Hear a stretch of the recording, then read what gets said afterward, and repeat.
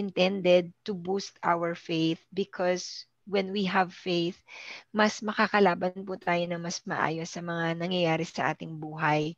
So, ang ating pong message for this week is expect the best, at the same time, keep the joy. Sabi po sa Proverbs 21 verse 31, may wisdom po kasi dito eh. Do your best, prepare for the worst, then trust God to bring victory. Pag sinabing doing your best, that is faith. Nagagawin ko yung best ko kasi alam ko tutulungan ako ng Panginoon eh. And I'm also expecting the best kasi mahal ako ng Diyos. Pero sabi niya rin, prepare the worst. So, that takes wisdom. Yung alam mo na may inaasahan kang best, pero something might fail, but you have to have that discernment and wisdom para maiwasan yon. Or kung mangyari man, ano ang gagawin para hindi manatiling matagal na nandoon. How do we expect the best, still being wise, and keeping our joy? Ano po bang dapat gawin na meron kang faith, meron kang wisdom, at nandun pa rin ang kagalakan sa puso mo? Unang-una, tandaan natin, hindi tayo Diyos. So, dahil hindi tayo Diyos, hindi tayo pwedeng magmayabang. Kakailanganin pa rin natin ang tulong ng Panginoon because something might fail. Pangalawa, pag tayo ay nagplano, always base our plan on God's Word.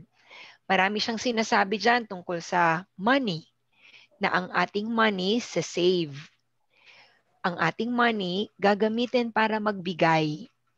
It's an investment whenever we give, especially when we give to the Lord. Pag nagplano rin tayo, importante na ma-consider natin yung paano gagamitin ng oras. Bawat oras ay mahalaga. Kung ang pera na ibabalik nakakahiram, ang oras po, walang ganun eh. Ang ating pong katawan, tatanda at tatanda tayo. So habang bata, ingatan na po natin ang mga pinapakain natin dito at paano natin to inaalagaan. Galingan din po natin ng ating mga trabaho kasi pag tayo ay nagtatrabaho tayo para kay Lord at ang Lord ang nagre-reward sa ating diligence sa pagtatrabaho. And of course, balansihin natin ang pagtatrabaho sa ating mga relationships because kaya naman tayo nagtatrabaho para sa ating mga mahal sa buhay. Ikatlo, on expecting the best and still keeping the joy, we have to trust God's sovereignty. Katulad nitong nangyari, sino bang may gusto nito? Wala, di ba? Paano nangyayari yung hindi magandang bagay? Kahit na may faith ka, kahit nagsiserve ka kay Lord, wag na pong masyado maraming tanong. Let's just believe that God is still in control at meron siyang gagawin para makaraos po tayo ng matagumpay sa lahat ng ito. Ikaapat, we have to keep the joy by choosing our responses well. Hindi ka talaga makaka-respond ng maayos pag merong nag-fail kapag wala kang strong team. Ang pag-ministry kay Lord, hindi pwedeng solo-solo. Kaya kayo po, ina-encourage ko kayo, connect with your faith group. Kahit ano mangyari, wag niyong isnabin ang inyong mga disciples kasi kung ano at ano man na mangyayari, sila ang unang mag-rescue sa atin. Sila ang unang magpo-pray para sa atin. Sa ating pong pag-choose ng responses, pangalagaan natin ang ating sarili. Salita ng Diyos, salita ng Diyos, salita ng Diyos.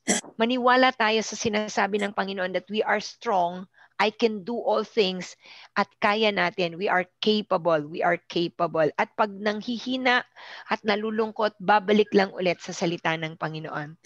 Also, we will be discovering something about ourselves.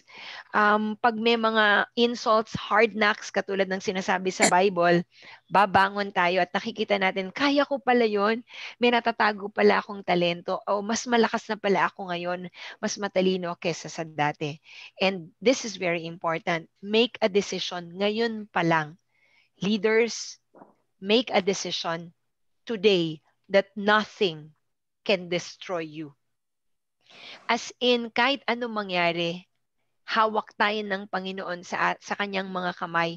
Hindi niya tayo iiwan, hindi niya tayo pababayaan. At gaya ng paboritong i-play ni Pastor madalas sa kanya mga webcast ngayon, matatapos din ito. Lilipas din ito. I would like to read sa Colossians chapter 2 verse 7. Plant your roots in Christ and let Him be the foundation for your life. Na si Lord talaga, siya talaga. Be strong in your faith, just you were taught, and be grateful. Kapag ang puso mapagpasalamat, alam mo pa rin na hindi ka pababayaan at tutulungan ka ng ating Panginoon. So mga ka-faithful, please, let's have the faith to expect for the best. At the same time, let's do careful planning base sa iniuutos ng Panginoon sa atin. And if something fails sa ating pagpaplano, let's keep the joy by controlling our responses very well. God bless, dear faithful.